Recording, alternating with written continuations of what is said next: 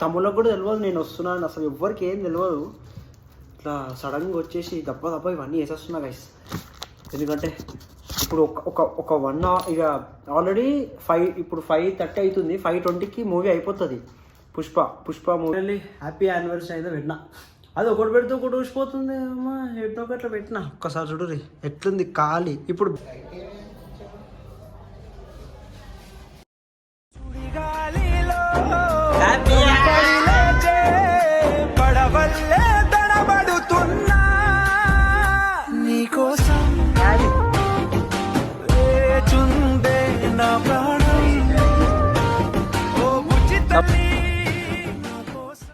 చేసుడు కాదు మరి వీళ్ళంతా ఇప్పుడు వచ్చిరు.